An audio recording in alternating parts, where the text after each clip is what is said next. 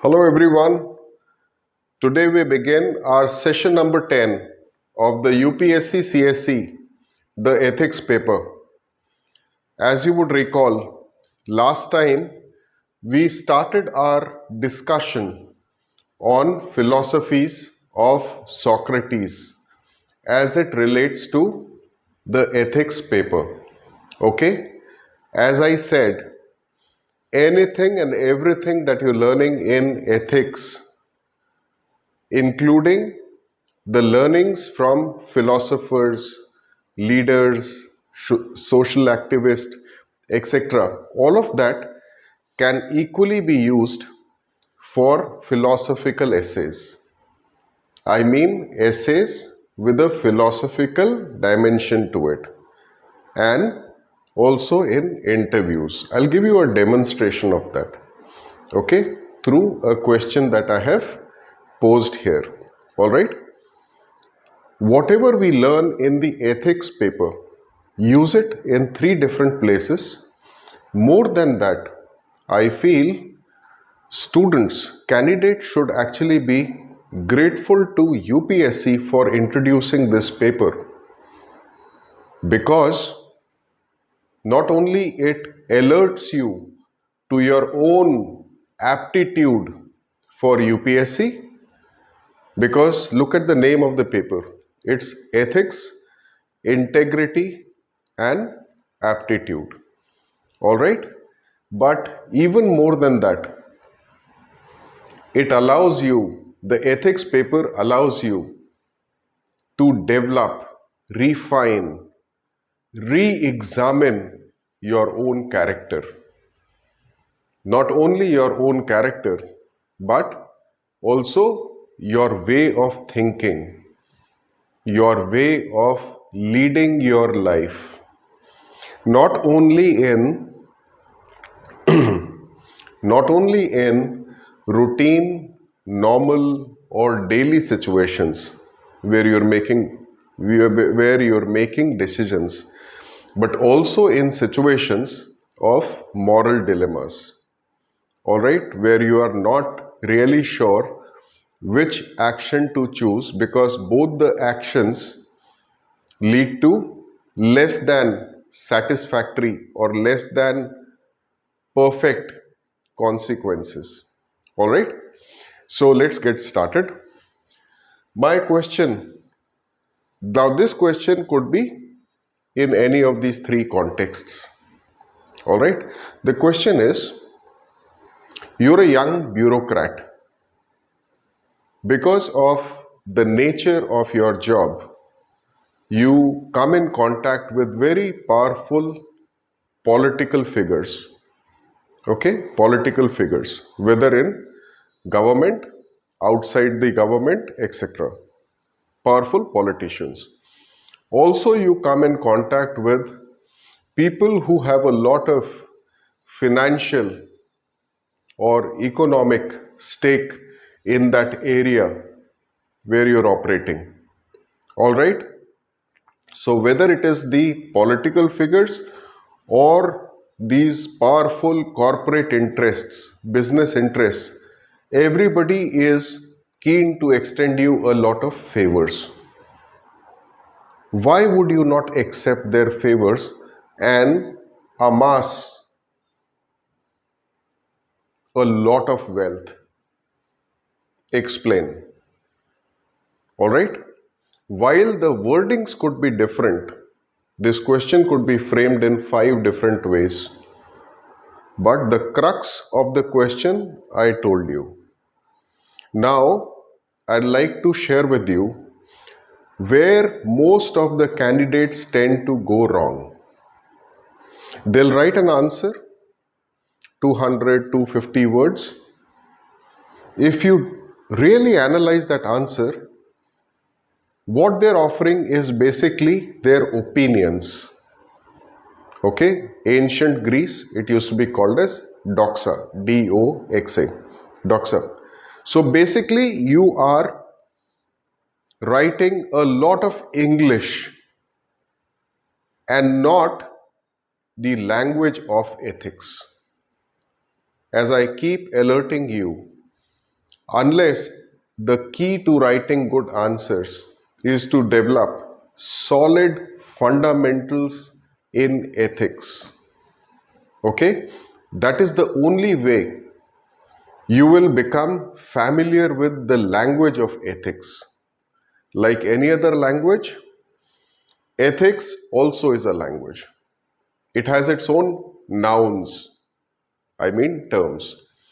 It has its own adverbs, adjectives, sayings, or phrases, apart from a whole lot of concepts, frameworks, theories, logic, or rationality. All right? Unless you deploy all these elements in your answer, which is the language of ethics along with the logic of ethics, with firm references, clear references to the person who gave that concept, your answer is, what I say is, merely English. And I'm not here to test your English or your opinions, what you feel, what you think about the matter. So most candidates write subjective answers, what they feel, the emotions that get evoked. They try and pass off common sense things as an answer. All right, that's not the way you address it. Now think about it. What if you could begin your answer, the first line of your answer itself, something like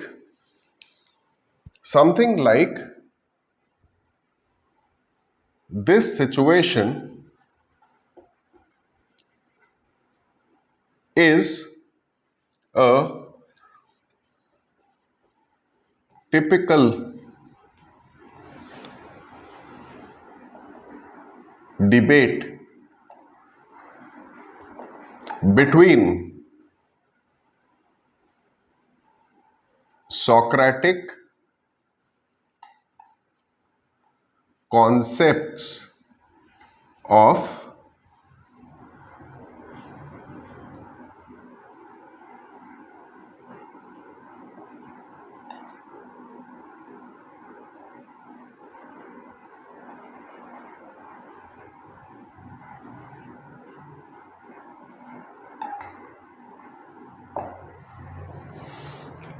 Now look at this answer, the way it starts. This situation is a typical debate between Socratic concepts of akon and akon. While I have not covered this, we'll cover it today. But did you notice one thing? Your opening sentence itself went into the language of ethics, is written as per the language of ethics. Immediately you made a firm reference to Socratic concept. You mentioned it's a debate or a conflict between a concept called akon. The H typically gets silent in many European languages, okay, including Latin and Spanish and ancient Greece, ancient Greek, etc. Between akon and akon. And then you start explaining what it is. All right? This is an immediate way to grab the attention as well as the respect of the person, the professor who's going to be evaluating your answers. Okay? That is what I meant by language of ethics. All right. So let's get started.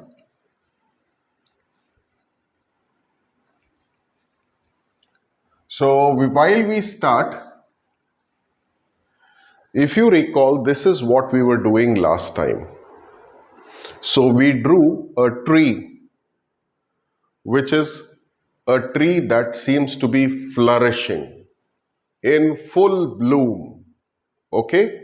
A tree that is in full bloom at the best of its health, as compared to a tree which seems to have decayed. Look at the roots. The roots are fragmented, they are frayed, they have decayed. Okay? Versus look at the roots here. The roots seem to be really strong, healthy, and truly serving the purpose. Okay? So while I use these two words, acorn and acorn, I'll arrive at that. That is where you derive the rest of your answer. All right?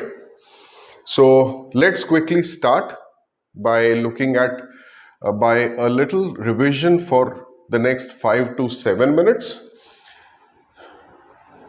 This flourishing is called eudaimonia. Eudaimonia. What it means is highest, attaining highest human potential. Imagine your life.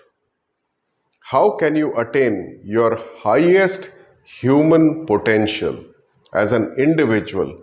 As an individual, each one of you, as well as me, how do we attain our highest human potential? Because that's the only way you'll have human flourishing. Like the tree is flourishing, human flourishing. All right? Okay. For this condition to be met, you need to have roots like this. While this diagram is mine, okay, this tree diagram is mine, the concept is Socrates.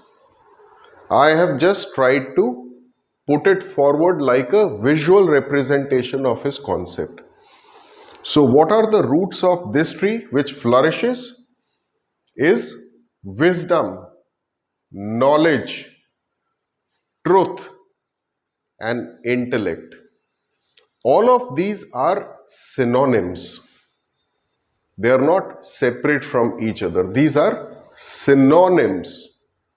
But the thing in ethics, which is a subset of philosophy, you'll come across when you're reading a book, when you're listening to something, when you hear me talking, you might hear wisdom, but immediately your mind should click to wisdom, knowledge, truth, intellect. So a better way for me to put it is I should write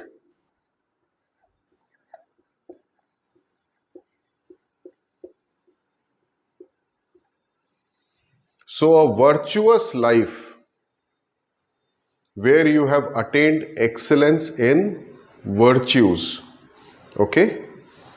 A virtuous life, as per Socrates, is a life where you have attained excellence in virtues, can attain, only that life can attain eudaimonia. Okay? So, why did he say pursuit of this?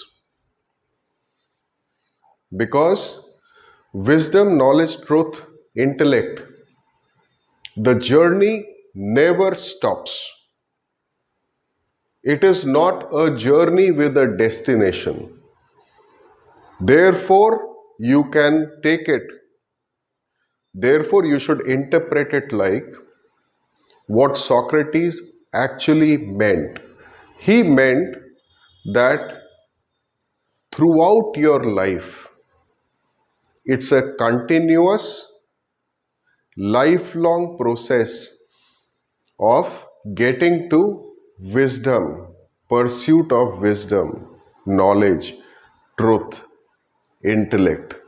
Okay, so at no point you actually discard your humility, intellectual humility, and declare, I am the wise man now or a wise woman now. Okay, I have completed my pursuit of knowledge. So that is where I'd like to put it. Pursuit of this needs, what does it need? It needs intellectual humility. I've explained this last time in great detail. Intellectual humility means a person who consciously realizes, acknowledges fully that there are limitations to his or her knowledge. So, you can do this only and only if you have intellectual humility. The second element is intellectual curiosity. While I did explain this, let me spend 30 seconds on this. Intellectual curiosity means, which is an extension of humility, is acknowledging that I don't know many things and you are curious, like you become hungry for food. Physiologically, you experience hunger, need to sleep, okay, for everything that is physical, biological needs. Same way, a craving for intellectual curiosity is craving for new knowledge, truths, intellect. Okay? So, intellectual curiosity. And the third element that comes is self examination. What does self examination mean? I will explain it in a while. What does self examination mean? That is something that I will be explaining. I will only tell you a statement here that Socrates made. An unexamined life is not worth living. Okay? Ignorance is the unexamined life. Ignorance. Okay?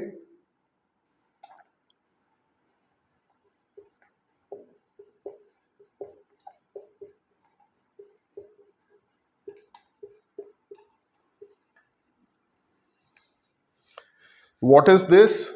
This is examined life. What are you examining in your life? I'll come to it when I start explaining all of this. But ignorance means you haven't examined something. Let's leave it at that at this point of time. Okay. Now, ME means moral excellence. How do you attain moral excellence? Through intellectual excellence. That is what is another key statement from Socrates, that all human action is dictated entirely by knowledge. I suggest you write it down. All right? While I'll give you this sentence again when we talk of Socratic intellectualism, which is majorly about the concept of justice, and it covers many virtues. Okay? It covers what is a virtuous life.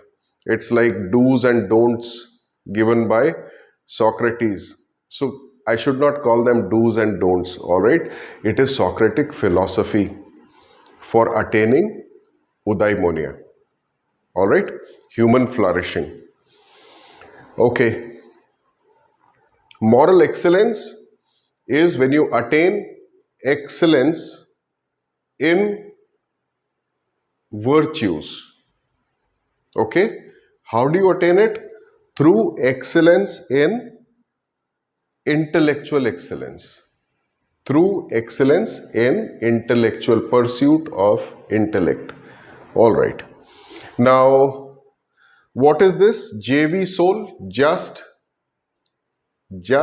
and virtuous soul. It is also a unified soul. That means your soul and thereby your life is not a fragmented life. What does a fragmented life mean? A conflicted life.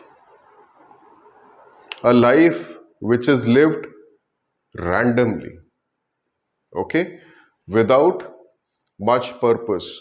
So sometimes you're making decisions that are actually harmful to you. So you're hurting yourself, When you hurt yourself, you're actually hurting others. Hurting others comes back to you as hurting yourself. All right. So we will get into details of this when I start talking of Socratic intellectualism. All right.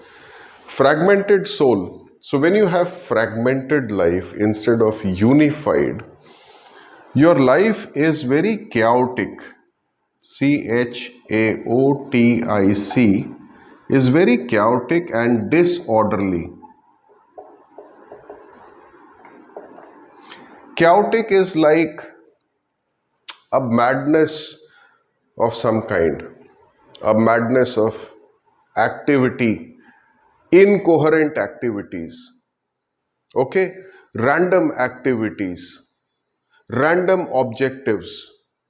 It is like madness of not only activities, madness of conflicting objectives, madness of confusion. So that is what we say, fragmented soul. Please remember, each and every term that I am using comes from Socratic philosophies. All right, these are not my words. The tree diagrams were mine. All right, okay. So you've understood this. Further details of this, you should watch or refer to your notes of session number 9, which I call it Socrates Part 1. This is Socrates Part 2. Now we take our discussion forward to the concepts that I mentioned is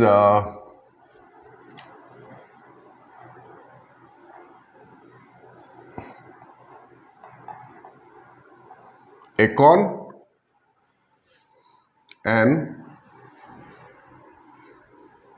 archon. We need to arrive at this. Okay, let's get started. Now, a life, which is this, an important word that you should use here is, whenever you say knowledge, always write in terms of Socrates, Plato, Aristotle. You'll typically find a term that is used instead of only knowledge is something called knowledge of the good. G-O-O-D, good. Knowledge of the good. So in ethics, which is a subset of philosophy, wherever you come across good, you should immediately get alerted. True good, knowledge of the good is the typical sentence. Please never write KOTG. It has no meaning. Okay, don't write HHP, HF, MW, ME, no meaning at all. All right? Knowledge of the good. In the beginning, so that you never confuse it with something else, we should use in the beginning is knowledge of what is truly good.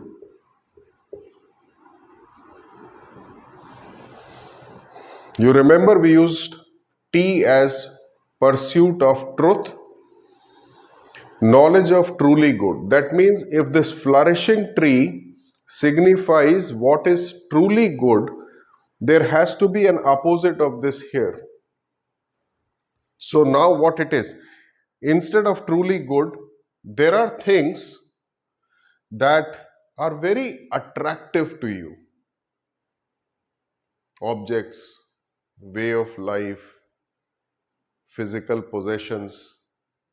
We'll get into all of this. Food, wine, drink, sex, etc., etc. All right? Consumed excessively. Consumed excessively, that is the most important part. Truly good versus something that appears good.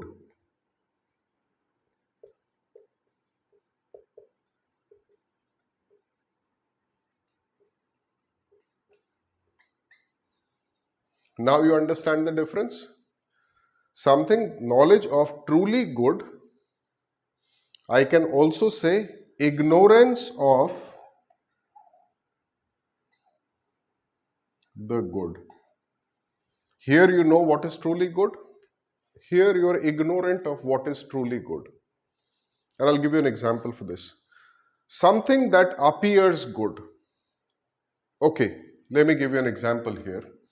I'll rub it off in a while. Let's say somebody thinks this is the definition of a good life.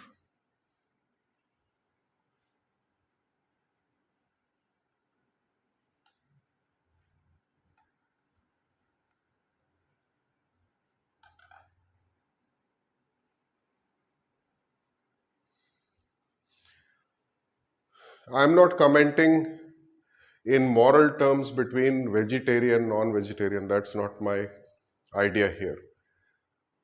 The idea is if you are a slave to your sensory pleasures, if you have surrendered yourself to these sensory pleasures, this is sensory pleasure of taste.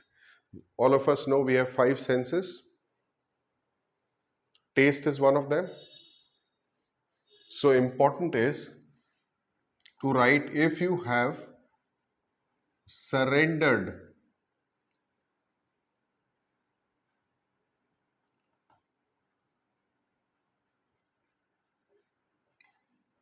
please complete this by writing if you have surrendered to your passions, bracket, sensory pleasures. All right?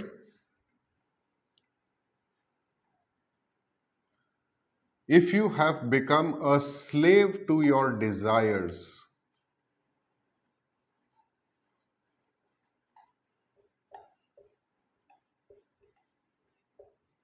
slash passions.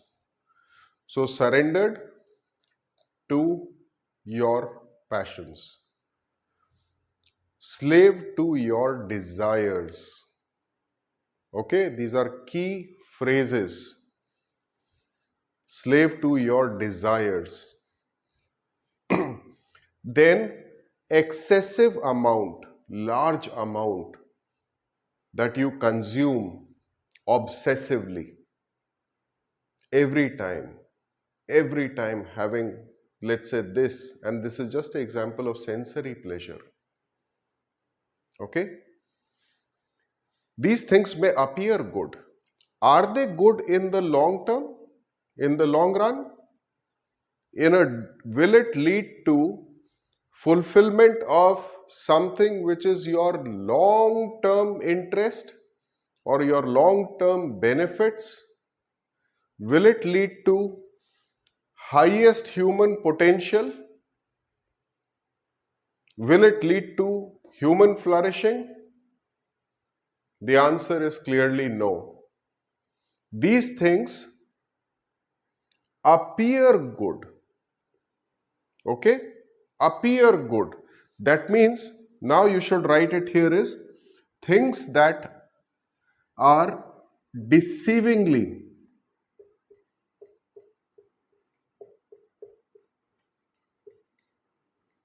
L. Deceivingly or deceptively.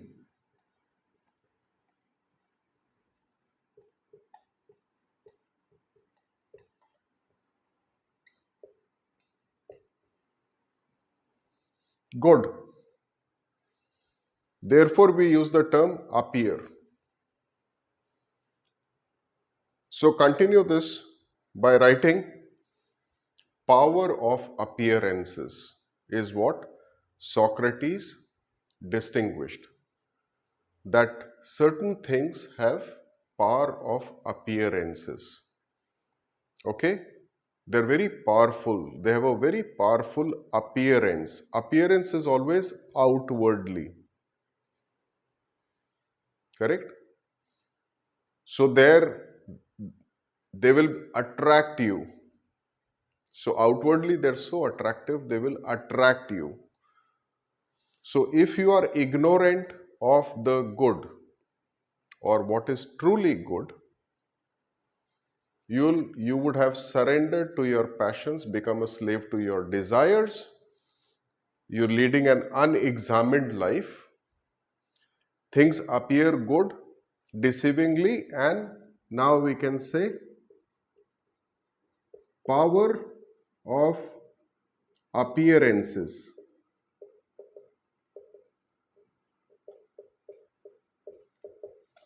So he says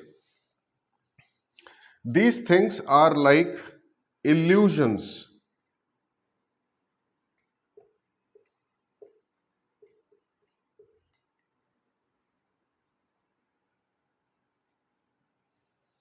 Okay, these things are illusions. They have the power of illusion. So he gives two examples of illusion. All right, if you remember, one example was which I have given in my session number perhaps 7 or 8, where I was talking about beliefs. Session number 8, I think. If this is a glass beaker, fill it with water, put a straight stick, and it appears bent backwards. That is why it is called refraction. Okay, fraction is to break, and re is either again or backwards. It appears like this. Appears, power of appearances. It's an illusion. Okay, so this is one example that he gave. Secondly, another example he said is, just visualize this. You're standing under a huge tree. Somebody standing under this tree. I mean huge tree. Looking at the distant mountains. So that the analogy is, the tree seems exponentially larger than the distant mountains. So things that are far away appear smaller. So let's take an example of this. Let's say it is this guy who is standing and looking at this huge tree, and then in a distant there are mountains. What is this distance? Distant. This is an analogy for time. Something that is far away versus something that is facing you immediately. Okay? You surrendered, became slave of your desire because of immediate craving. So what was the analogy of distant here is your immediate, a very strong craving. In ethics, as a subset of philosophy, we don't use the word craving. We use the word, instead of this, use the word impulses.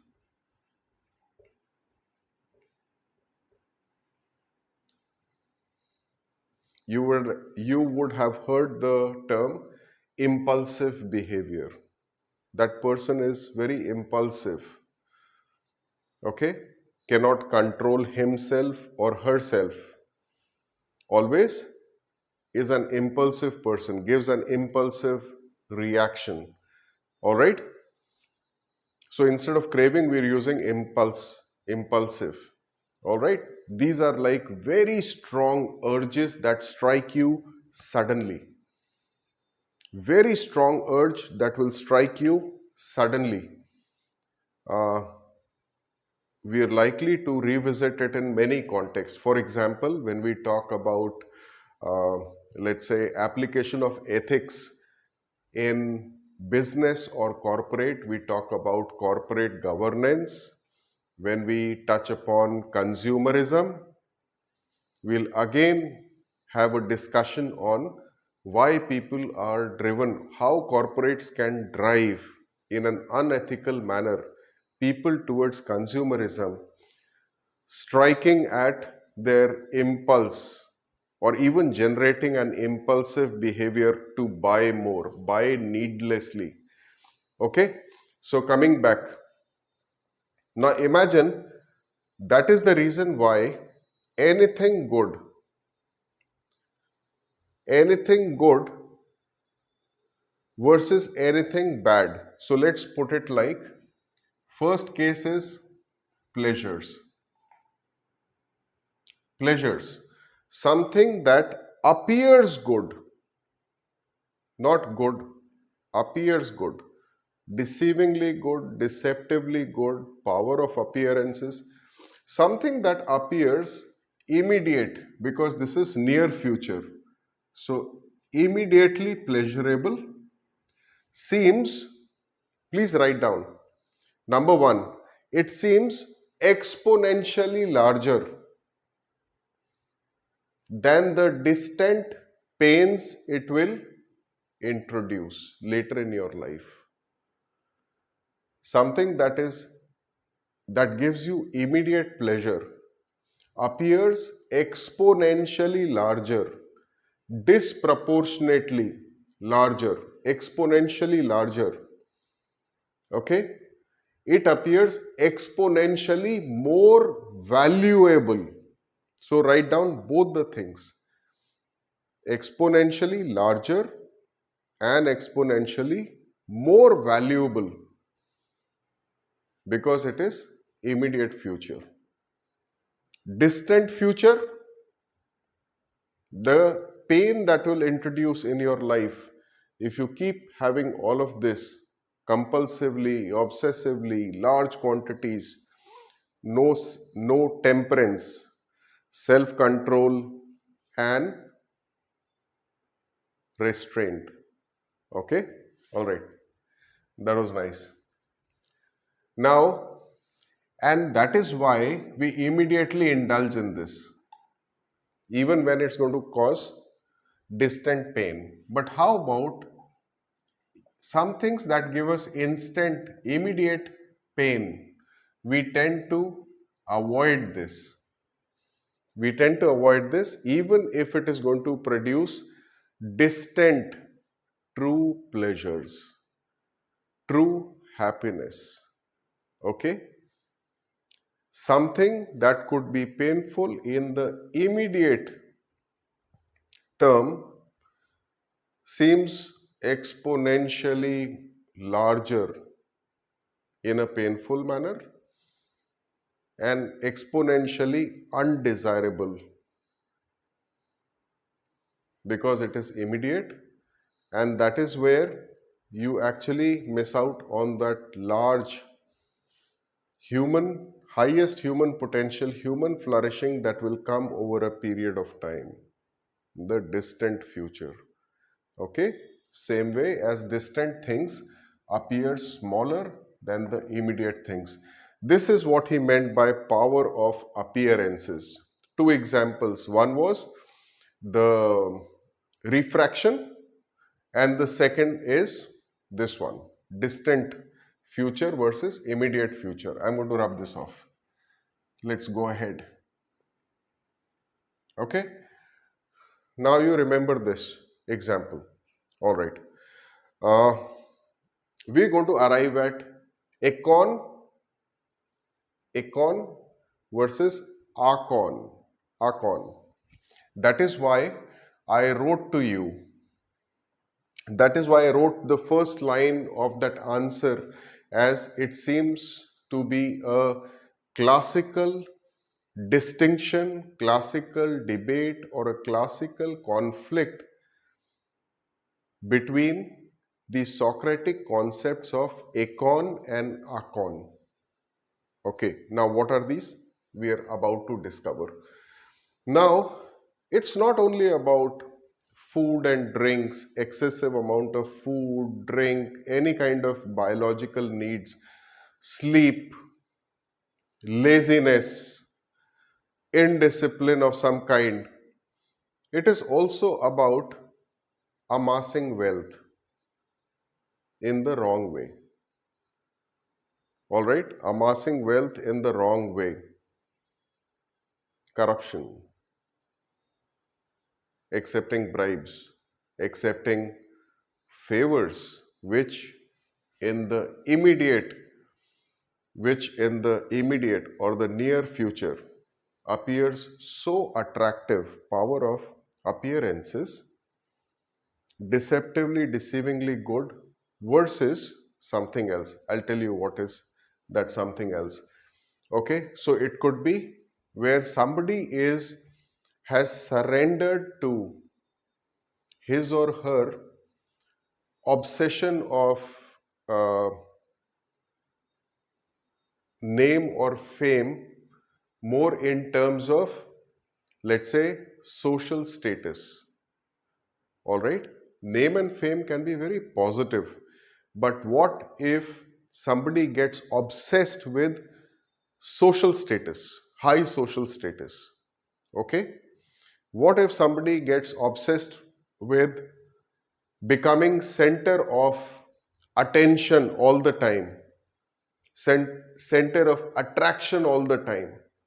All right, so just imagine that, because just imagine, even as candidates, some of you who may suffer from that will find it very difficult to pull yourself out of social gatherings and needlessly not spend too much time in social gatherings. Okay, in fact, sorry, you would spend too much time in social gatherings, wasting a lot of time where you're not making real progress, where you're not moving towards highest human potential or human flourishing. Okay, so it could be wealth attained through wrong means. So we are coming closer to that answer, the question that was asked. Okay, why would you not amass a lot of wealth? Okay, now let's start with this one. Unexamined life, which is ignorance of the good. Now this creates something called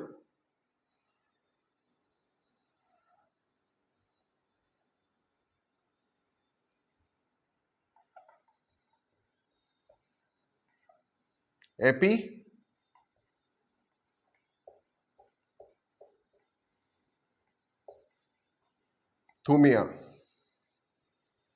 The term might look complex to you. You may think, why should I learn all of these terms? Very easy once you get used to it. Ignorance of the good leads to epithumia. Now, what is epithumia? Epithumia, I would say, I made a very simple stuff for you to remember is, can you remember irade?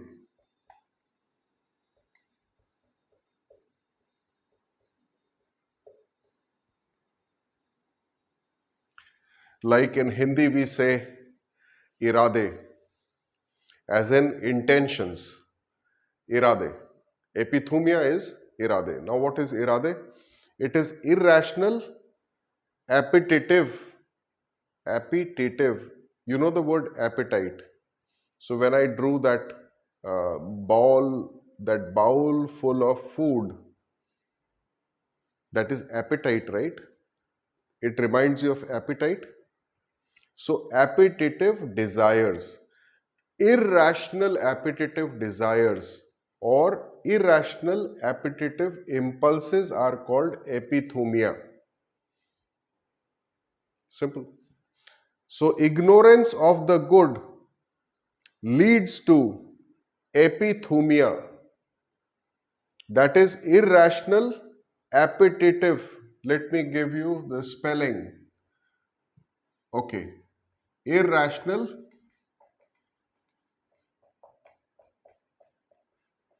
appetitive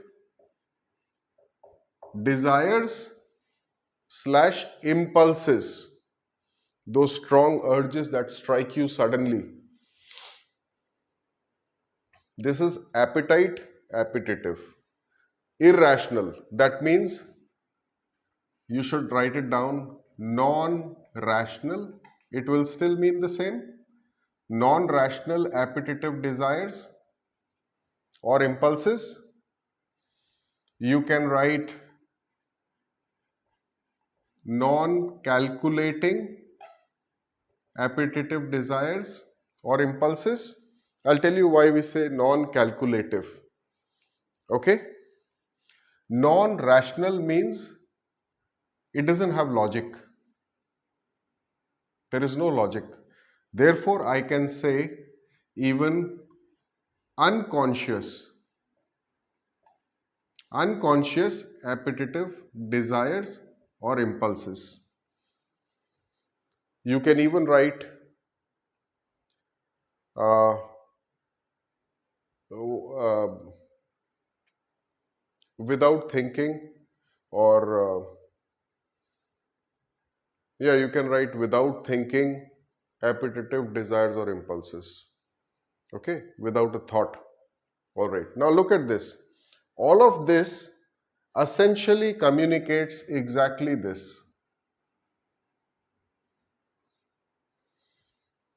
Non-rational appetitive desires, there is no logic in that appetitive desire. Why would you consume so much of wine? Why would you consume so much of extremely rich or junk food all the time? Why would you excessively spend on clothes? Why would you excessively want to amass wealth, okay, in the wrong manner? All right, or get a name or fame for yourself, become a center of attraction, wrong manner, obsess about it, because everything like that has a power of appearances. It is illusions. What you mistake it for the good, okay, but it's actually not truly good. So now you understand. I'm going to rub this off. Let it remain for a while. Okay. Now, irrational, no logic, no logic. It's unconscious. That means you're not even thinking about it. There is no thinking behind it.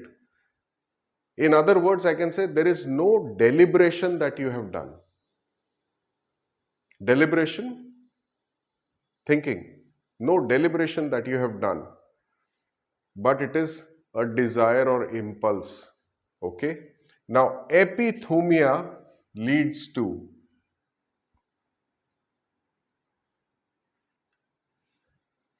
So, I think I can take this off. All of this, you should write it here because it's an explanation of irrational appetitive desires.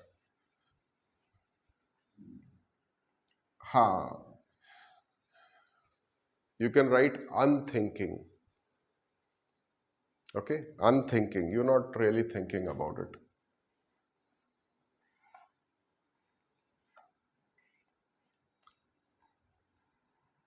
Epithumia leads to.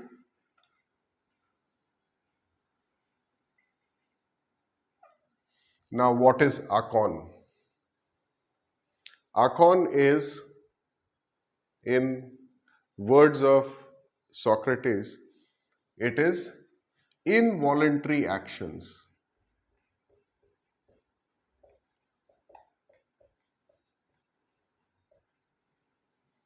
Can we rub off this now? Yes. Akon is involuntary actions. That means they are not voluntary actions. They are not deliberate actions. So you can also write indeliberate actions. Indeliberate actions. Because one of the things we wrote under this was it is non-rational. It doesn't have logic. It is unthinking. Okay? Indeliberate. There is no deliberation behind your action. Okay? When your desire itself or the impulse is irrational, appetitive, Obviously, it is indeliberate. You've not thought about it. It's not logical. It's not rational. Okay? It is involuntary. It's not in your control. Voluntary is something where I participate on my own. Here, are you participating on your own? No, because we said you have surrendered. Remember this word?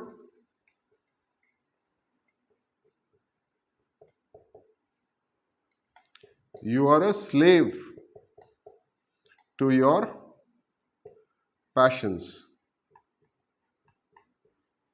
You have surrendered to your irrational desires. You are a slave to your passions. Therefore, is it a voluntary action? Can a slave, think about it, can a slave do anything voluntarily? A slave is always driven by the master. You have surrendered to the master, which is your irrational desires or impulses. You're a slave, you're no longer a free man or a free woman who'll make their own choices. A free person, when do we call it? It is voluntary, when you are free to make choices. When you are free to take actions based on your choices, and when you can assume responsibility of your actions that you have taken out of one of your choices. That is voluntary. Okay? In ethics, we also call it having agency or having moral agency or moral agent. So, moral agent is somebody who is free to take, free to make moral choices, select one of those choices, take an action based on those choices, and assume responsibility for his or her action based on their choices. That's called a moral agent.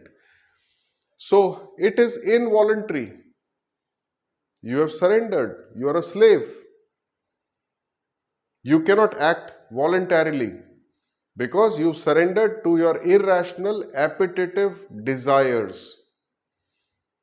And remember one thing, appetite or appetitive, this term should remind you it is insatiable.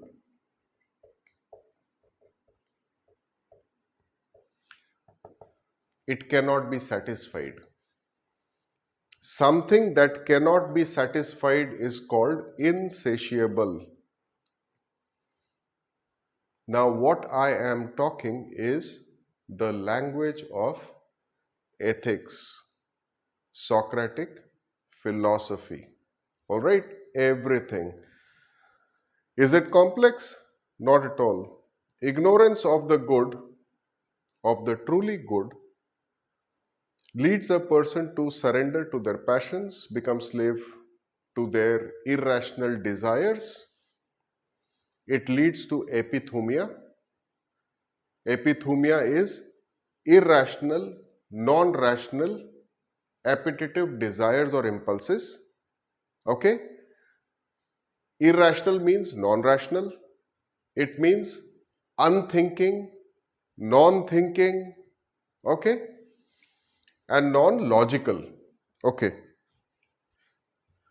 Leads to akon. Leads to akon. Involuntary.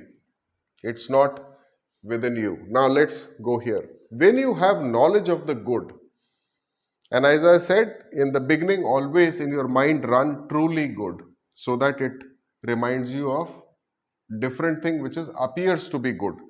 So knowledge of the good, I should put it like,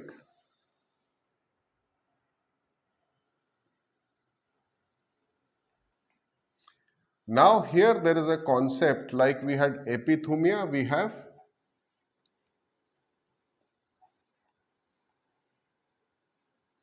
bowlaces.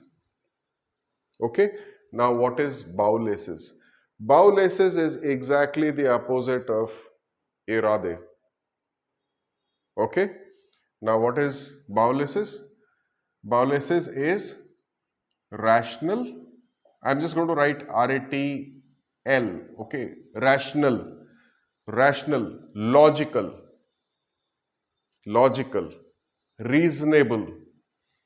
Reasonable is reason and able. Okay, rational, deliberate. So you have it is deliberate. Their deliberation has happened before you form a desire. So here the desire is deliberate. Deliberation, thinking has happened, which is rational, logical.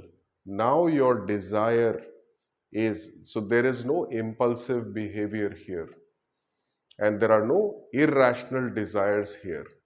So you have this desire is deliberate, happens after a deliberation, and it is highly logical. So bowlaces, you can write bowlaces crushes epithumia.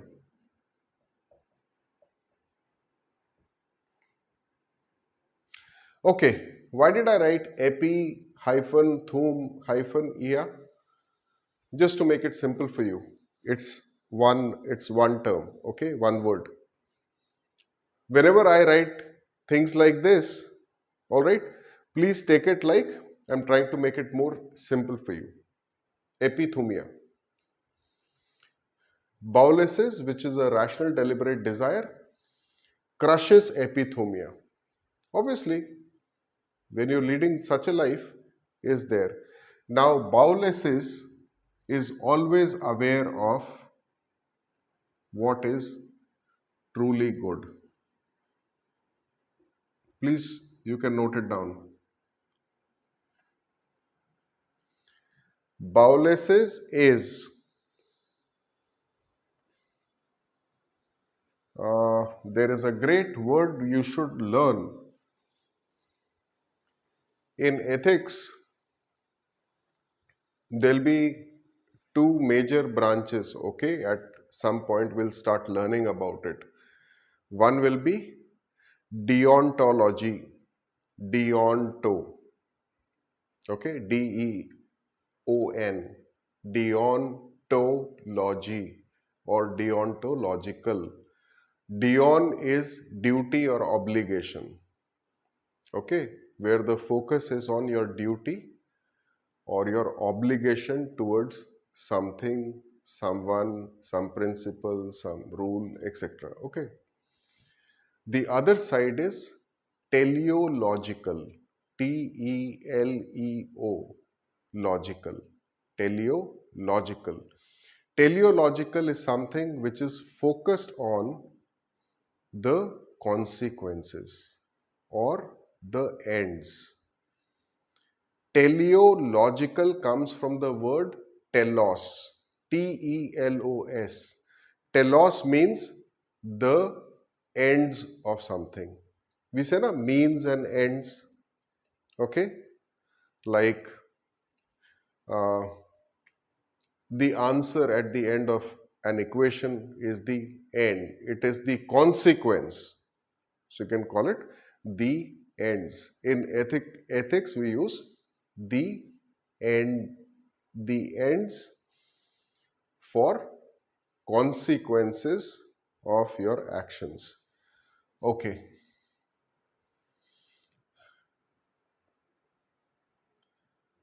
It crushes epithumia. Epithumia crushes bowlaces. Okay.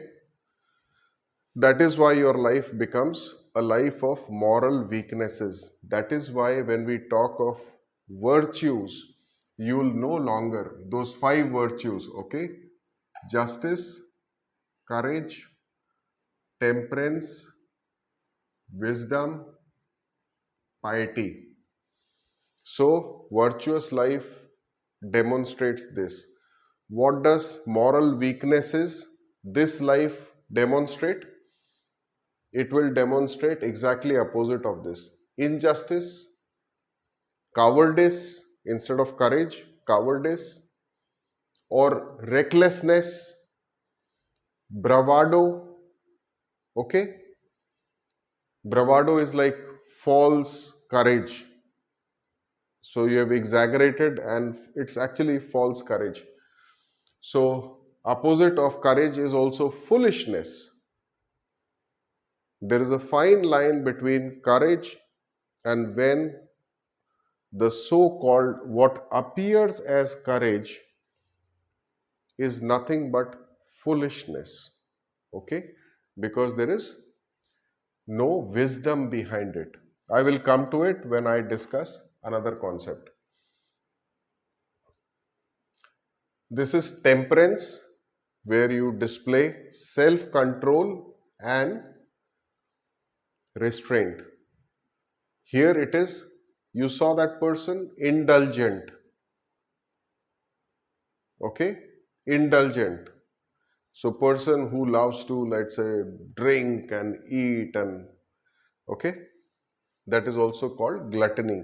Gluttony, gluttony. Instead of wise, wisdom, which is all of this, the opposite is ignorance. Piety, impiety. Okay. By the way, what is piety? Piety comes from the word pious, which is holy, sacred, something that is holy, something that is sacred, something that is divine. So piety is that virtue as per Socrates, okay? Not only as per Socrates, but in ancient Greece, piety was where it was clearly defined as your engagement with divine power, or how you can align your soul, human soul, with divine powers. That is piety. Okay. All right. So we talked about this. Bowlysis crushes epithumia. Epithumia crushes bowlysis. It's natural.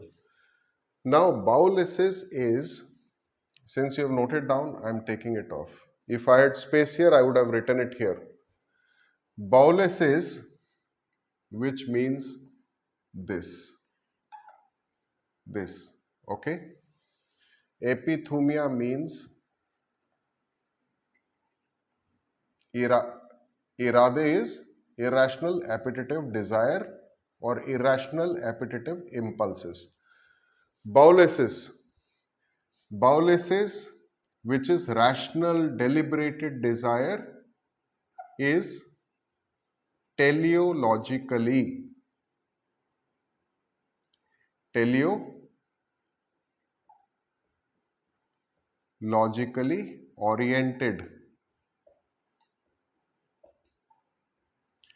oriented towards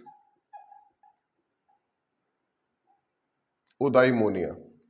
What does it mean? Teleo, Teleo, which is telos, the ends, the consequences. So, bowlysis is always teleologically, that is consequences. It is at the end of it, it is always oriented towards eudaimonia. Okay? So, your rational, deliberate desires always are oriented, they will always lead to eudaimonia. That is what you want to do. Does this person want to achieve eudaimonia? Yes, whatever appears as eudaimonia to him, which is not true eudaimonia. What appears as eudaimonia. Okay. This is power of appearances, and this is the essence of it. Now, boulesis leads to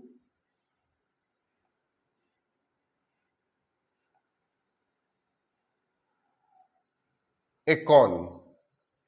H being silent leads to econ. What is econ? Econ is voluntary actions.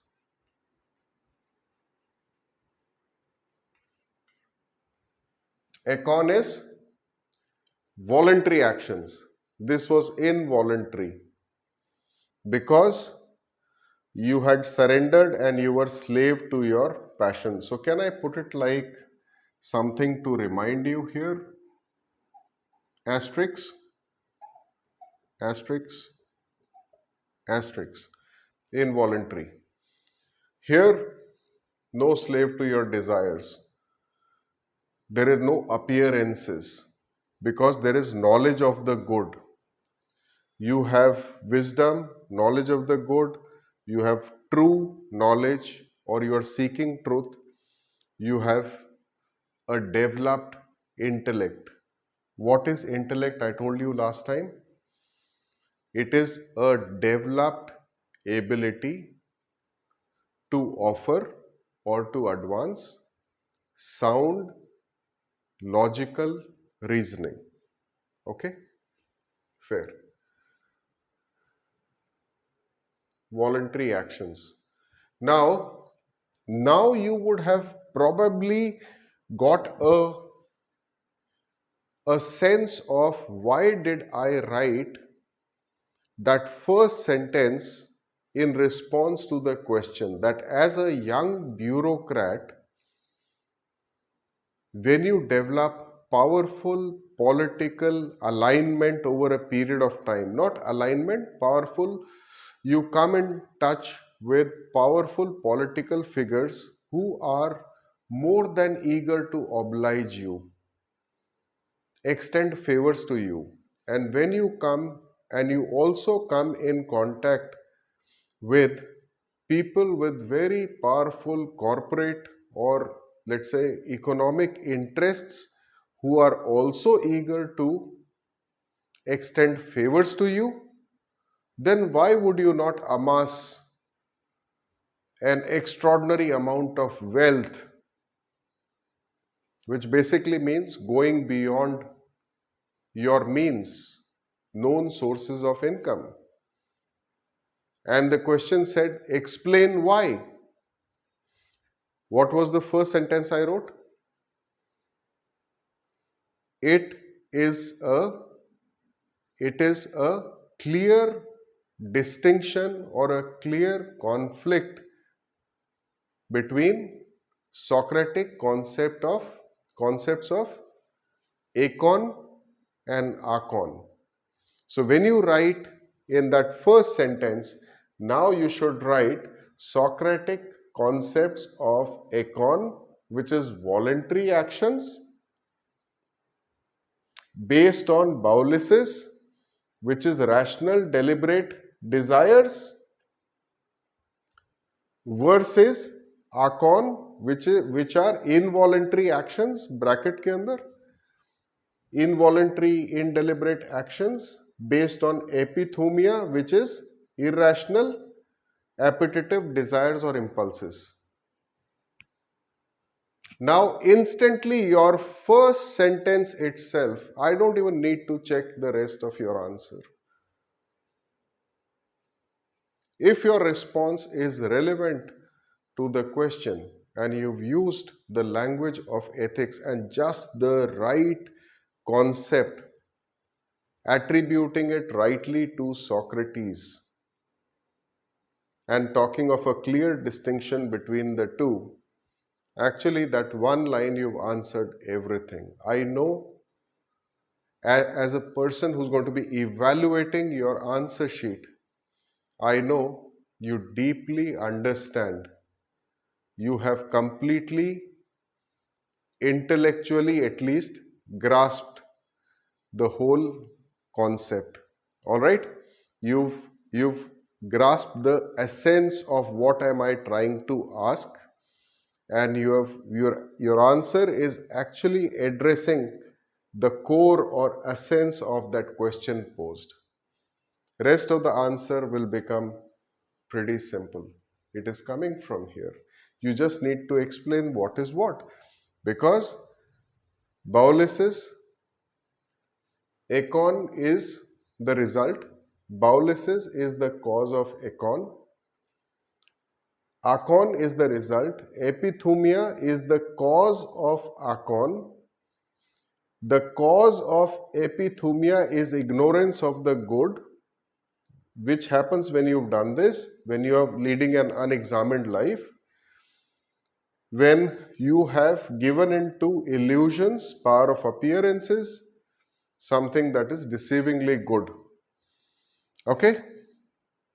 Accordingly, now that one statement, introductory statement to the question, you'll score extremely high. Can you replace this kind of wisdom, knowledge, truth, or intellect by offering two examples?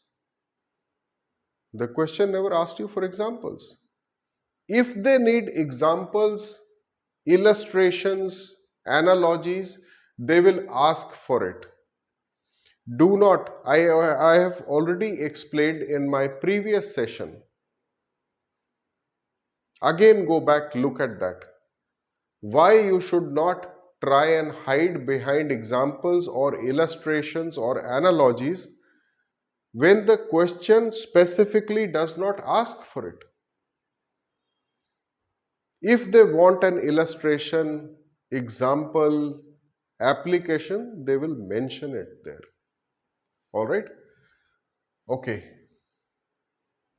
So this is all our discussion about econ and acon. So I think we can go ahead with a simple thing. Now look at this. Somebody who is become a slave to all of this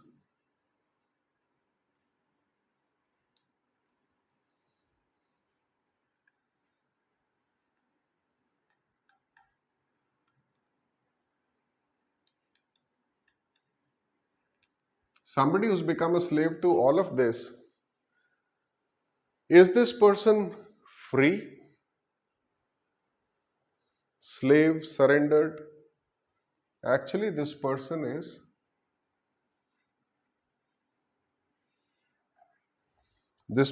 appears to be free, but actually this person is like in a prison.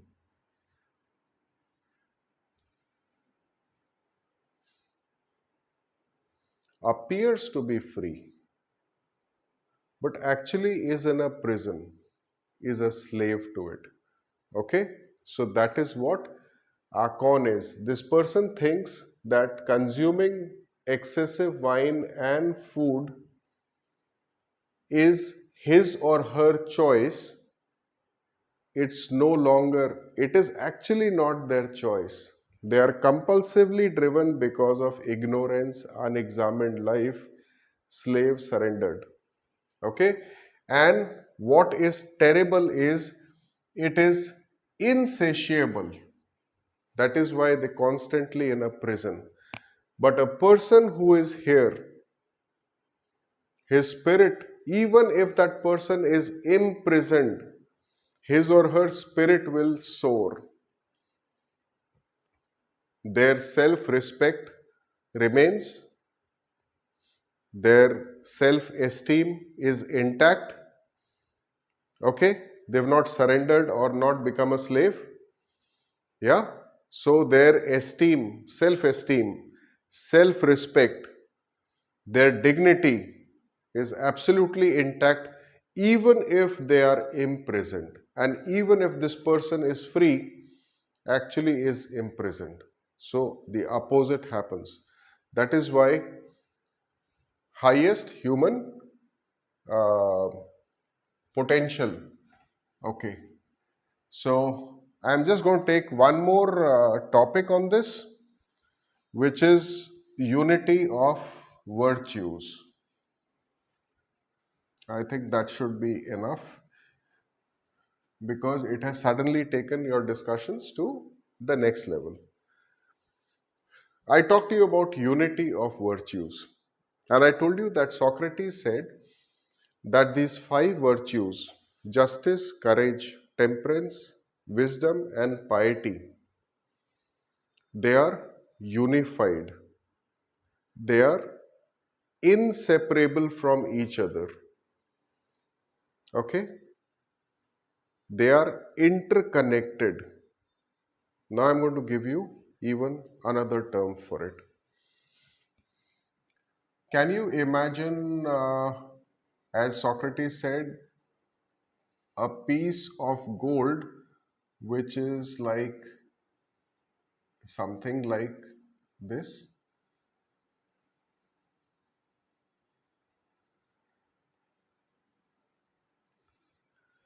Five, three sides are visible to us. This side is not visible, this side. So there are total of five sides.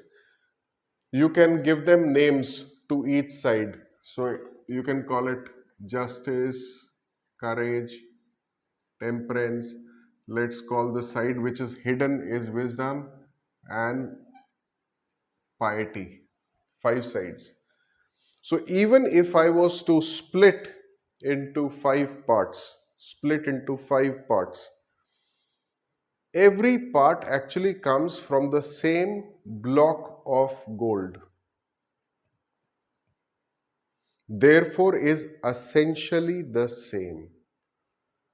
Now what does this mean? Is justice same as courage, is same as temperance, is same as wisdom, is same as piety? Is it like that? Yes. Let me explain how. Okay.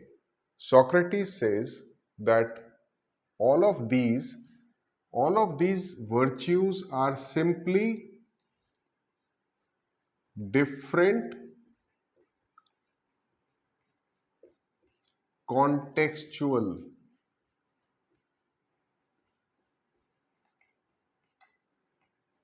context text,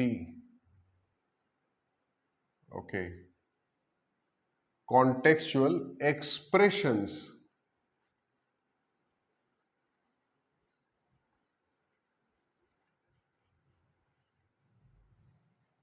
of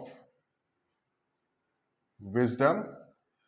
Again, you should write wisdom slash KOTG, knowledge of the good, okay, slash truth slash intellect. All right, it's very important to keep practicing that. Says in a different context. So in one context, you need intellect, wisdom. In another context, you need wisdom that tells you what is courage. In another context that needs it, it is wisdom that will tell you what is temperance versus what is indulgence. What is truly good for you in the context of self-control and restraint. In a different context, let's take piety. It is wisdom that will tell you what is knowledge of the good when it comes to your engagement with divine power or your alignment with divine power. How should you align? Okay, what is the right way?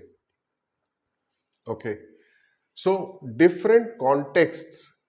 So wisdom will actually, what he meant is, and this is what he really meant is, at the end of it, everything comes down to wisdom slash knowledge of the good or truth,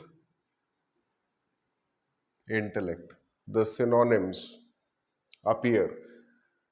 In a different context, you will use wisdom to deliver justice. In a different context, you will use wisdom to discover what is courage versus what is foolishness. What is courage versus foolishness? Courage versus cowardice. Courage versus bravado. Okay? What is piety? So, when it comes to your alignment with, let's say, the Holy Spirit or divine power, whatever you might call it, or God, it is wisdom that will tell you what is knowledge of the good when it comes to aligning your soul with the divine power. So, at the end of the day, each one of these virtues is nothing but wisdom in a different context. So that means that is the reason why there is that statement, pursuit of knowledge. He never wrote pursuit of courage, pursuit of temperance, pursuit of justice, pursuit of piety. That is why that sentence came, pursuit of knowledge, because when you pursue knowledge relentlessly, that means continuously without stopping, without failing, when you pursue that, rest everything will come automatically. Your wisdom is the ultimate advisors. So courage is simply an expression in a different context. It's an expression of wisdom in a different context. Okay? There is a very famous dialogue of that Plato wrote about Socrates having a discussion with a journal. Okay? And Socrates asked him, to that general, is the army general, is what is courage?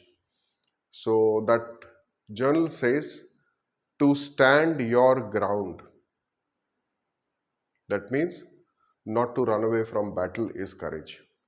So there were a couple of Socratic dialogues where he employed elenchus to prove that the general's definition of courage was actually foolishness. All right? So we'll have a discussion about this in our session number 11, which would be part number 3 of Socrates. Okay? Uh, so this we will cover. Now you understood why it is unity of virtues, inseparableness, because each and every virtue is nothing but an expression, at the end of it, expression of wisdom that you use in different contexts. That means if you are wise, you will possess, if you have wisdom, you are wise, you will possess the rest of the virtues. If you are not wise, you cannot possess rest of the virtues, because you won't even know the definition of what it is. You won't even realize what is courage, what is piety, what is temperance. Okay, so now this concept Socrates reduced every other virtue to wisdom. That reduce means the essence of every virtue is nothing but wisdom. This is called reduction, Socratic reductionism.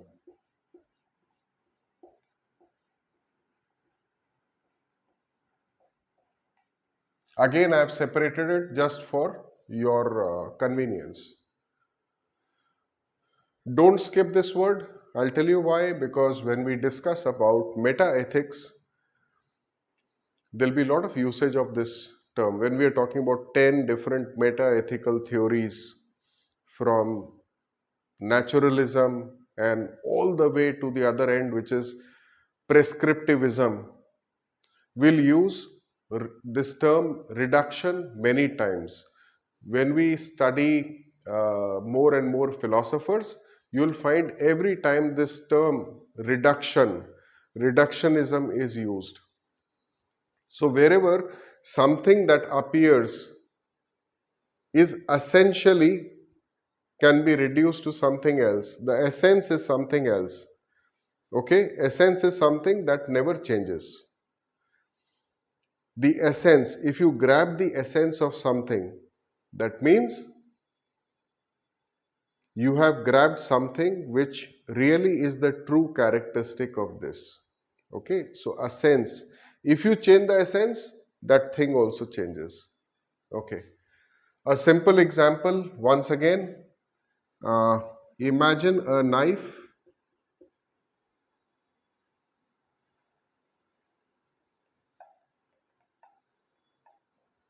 some kind of a knife.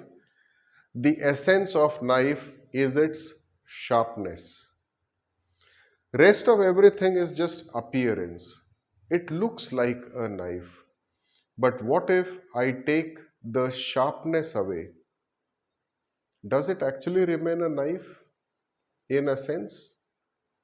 No.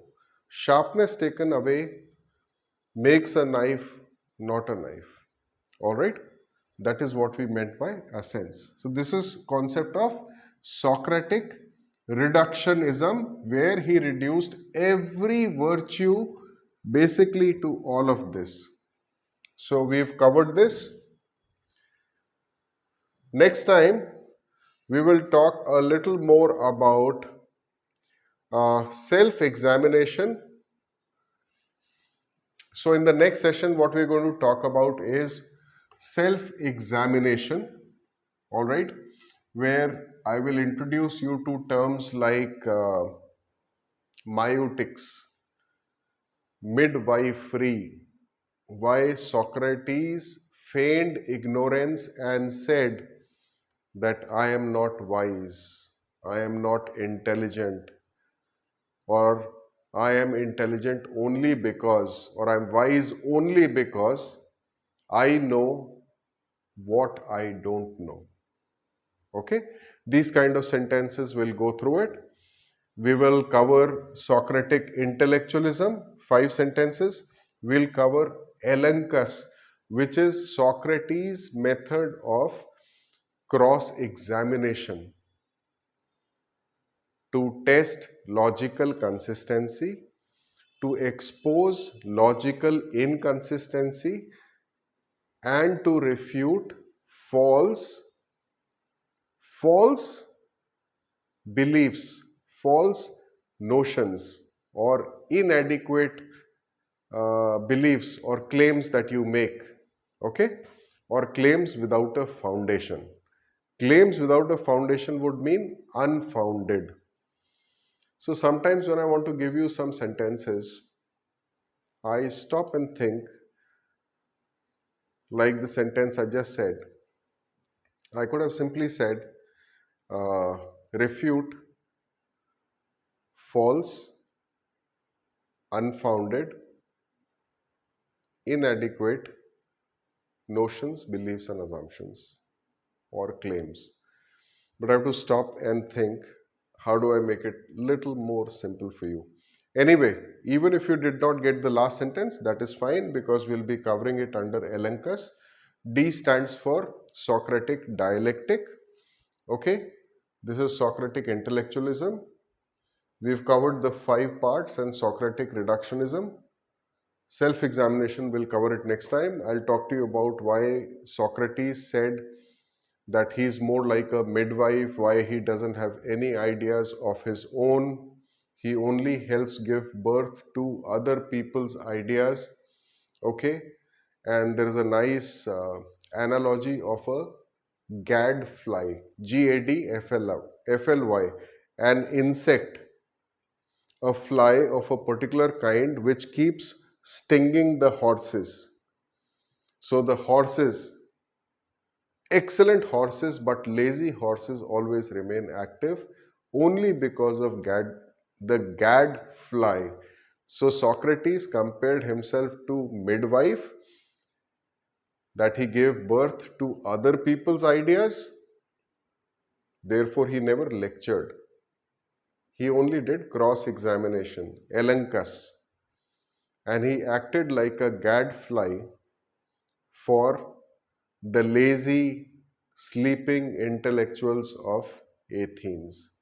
All right, that irritated those people hell of a lot.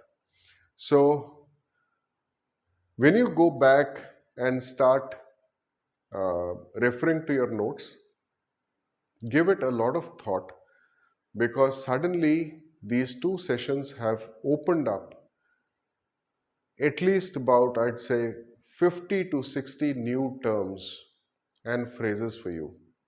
Okay, master that before we have session number 11. All right, till then,